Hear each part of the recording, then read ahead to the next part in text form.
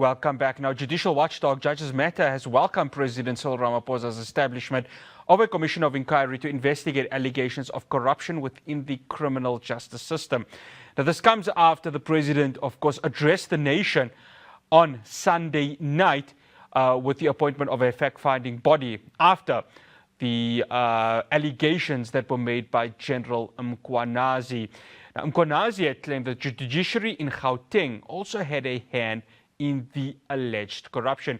Joining me now, I'd like to welcome Mbekezeli Benjamin from Judges Matter. Mbekezeli, always a pleasure having you on. Thank you so much for joining us. Thank you very much, Faraz. It's a pleasure to be on the show. Mbekezeli, I just wanted to find out, 6 months for a judicial commission of inquiry, is that a bit too long, or is that the necessary time given the gravitas of the claims that were made by Mbekezeli? Look, 6 months is actually very short. It's not a lot of time, especially because what the president mentioned on Sunday is that he wants a full-scale investigation into infiltration into the security services, including the police, the intelligence services, and other structures like the prosecution and the judiciary. Those are very big entities if you look at the police alone. And so 6 months is actually a very short amount of time to do an in-depth investigation. And so what we are actually calling for is for the commission to prioritize the issues that it will be looking into, for it to take a more proactive process in investigation. It mustn't only rely only on the lawyers who will bring in the information forward. It must actually go out and find some of the information and inquire into the facts. And if there needs to be further investigations, then it should hand over some of those investigations to the relevant authorities as quickly as possible. And Mbekezeli, in Murphy's Law, you know, we'd always say that if something happens, it's going to happen, and it's going to happen quite fast. I say this because trust now within the judiciary is probably quite low, given these allegations that were made. Now, of course, speculations, allegations are something that sometimes you just need to look at it and say, okay, there has to be in-depth investigations. But if you are the public, of course, sometimes you take it as the truth and the only truth. How much now does the judiciary need to tread itself on ice, given that these allegations have been made, especially when we speak about criminal syndicates which have infiltrated it? Look, Farnaz, I'll be honest with you. South Africans generally trust the judiciary, and for good reason, right? But the allegations that have been brought forward by General Mbekezeli are quite serious, and actually they are quite damaging. And that's why it's so crucial that the Judicial Commission of Inquiry actually prioritize those allegations against the judiciary.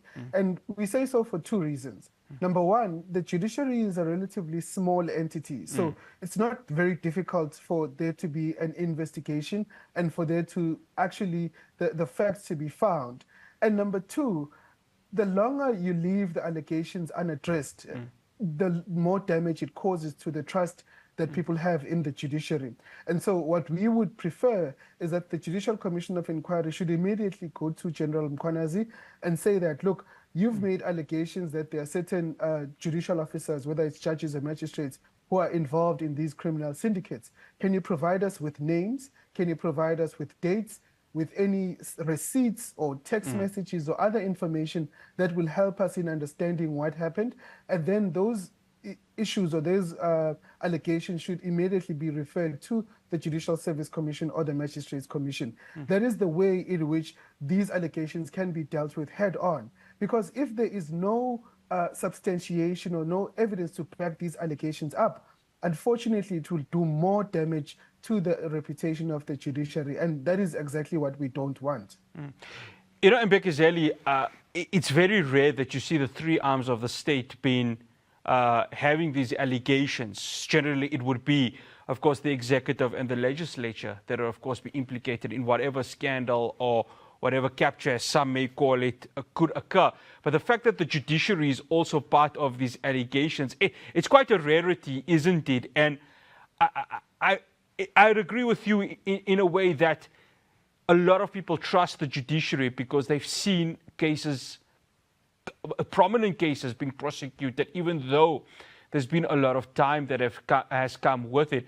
So this rarity, I mean, how do we as South Africans now need to look at it and say, this specific case needs time, and it needs the necessary time given the gravitas of these allegations?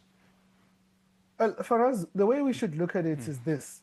The vast majority of judicial officers in South Africa, whether it's judges or magistrates, they are people of integrity. They work very hard in our courts, sometimes under very difficult conditions, to ensure that the justice is done in South Africa.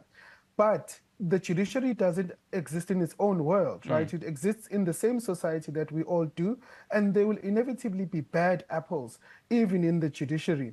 And so that is why it's so important that these allegations by General Mkhwanazi are prioritized and they were dealt with as quickly as possible. Because if there are credible allegations with evidence and with facts to back them up, then those individual judicial officers should be dealt with.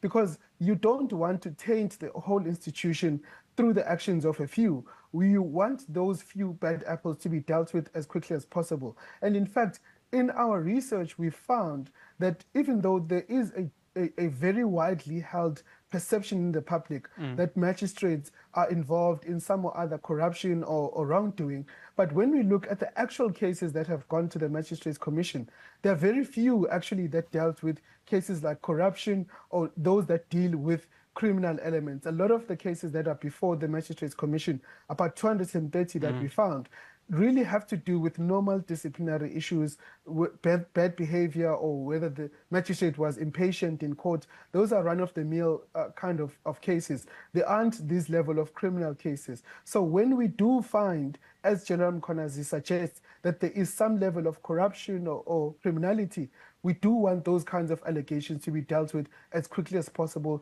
and those bad apples to be isolated and dealt with. You mentioned it. There needs to be a way that's to be dealt with quite quickly. He's made claims in Gauteng that the judiciary in that province has had a hand in alleged corruption.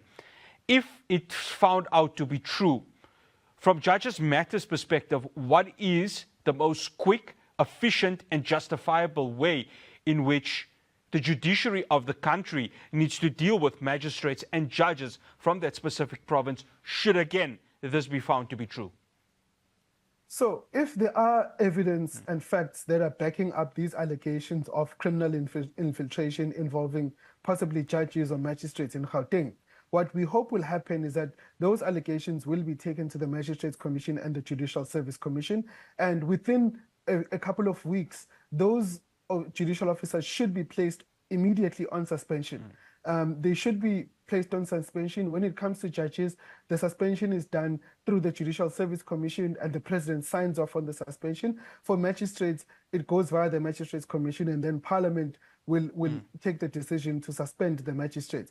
And once those judicial officers are suspended, then those investigations should be prioritized. Everything else that is currently ongoing should be set aside so that those investigations go on and they are concluded as quickly as possible. Ideally, it shouldn't take 6 months to a little bit less than a year in order to finalize those investigations. Of course, everyone is entitled to due process. So there must be fairness, there must be due process, but we hope that there will be expedited processes. There should be urgent investigations that are set up. It shouldn't wait for too long because, like I said, the integrity and reputation of the judiciary is one of those precious materials that the judiciary uses in order to assert its constitutional authority.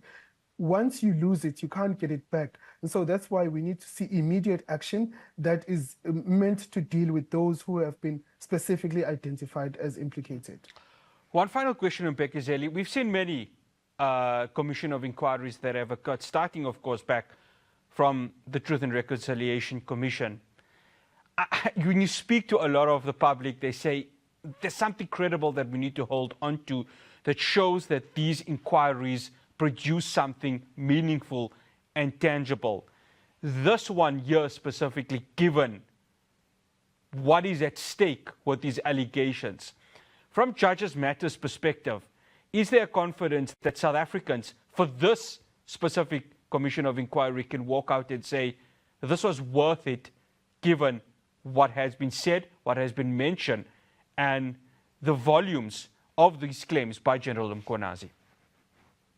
Well, for us, firstly, let's look at recent history, especially when it relates to the judiciary.